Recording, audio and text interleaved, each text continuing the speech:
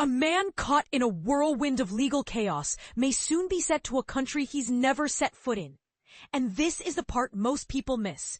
The decision could hinge on whether he pleads guilty to charges he insists are unfounded.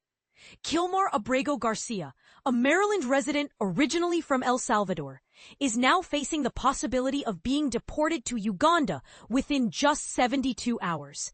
This shocking development comes mere days after his release from a Tennessee jail, where he had been held following a controversial and mistaken deportation to El Salvador earlier this year. A new twist in a troubled journey. According to a legal notice obtained by Fox News, the Department of Homeland Security, DHS, has informed Abrego Garcia's attorney that their client may be removed to Uganda no sooner than 72 hours from the time of notification, excluding weekends. The agencies involved in this decision include the Office of the Principal Legal Advisor, U.S. Immigration and Customs Enforcement, ICE, and DHS itself. But here's where it gets controversial. Uganda is not Abrego Garcia's country of origin, nor does he have any known ties to it. So why Uganda? That remains a mystery. From jail to family, but not yet free. Abrego Garcia's release from a Tennessee detention facility marks the closest he's come to freedom since his wrongful deportation in March. His legal team confirmed that he is currently en route to reunite with his family in Maryland, escorted by a private security firm. However, this reunion may be short-lived if ICE proceeds with its removal plans. Who is Kilmar Abrego Garcia? Abrego Garcia, now 29, fled El Salvador at the age of 16 to escape gang violence and has lived in Maryland ever since. He is a husband to Jennifer Vasquez and father to 3 children, one of whom has autism and other disabilities. His arrest on March 12th occurred after a routine day at work as a sheet metal apprentice and picking up his son from his grandmother's home. Within days, he was sent to Secot, a Salvadoran prison notorious for alleged human rights abuses. Activists have long criticized the facility for its harsh conditions.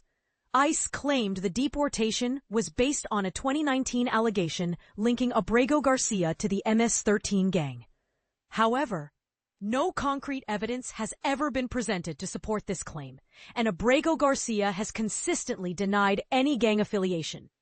His attorneys argue that the U.S. government has failed to produce even a shred of proof. A violation of judicial protection. What makes this case even more troubling is that Abrego Garcia's deportation to El Salvador directly contradicted a 2019 ruling by a U.S. immigration judge. The judge had determined that Abrego Garcia faced credible threats to his life if returned to his home country, and issued an order protecting him from deportation there. Despite this, ICE proceeded with the removal, later admitting in court that the action was the result of an administrative error. Yet, the push to deport him hasn't stopped. What happens next? The timeline and logistics of Abrego Garcia's potential deportation to Uganda remain unclear.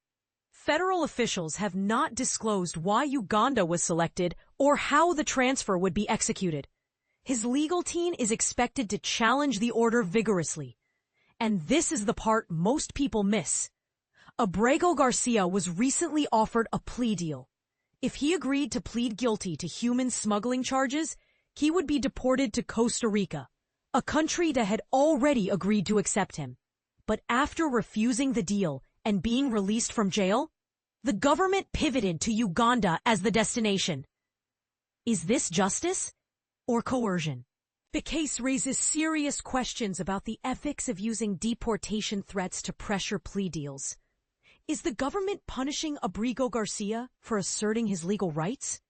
Should a man be forced to choose between safety and a guilty plea? We want to hear your thoughts.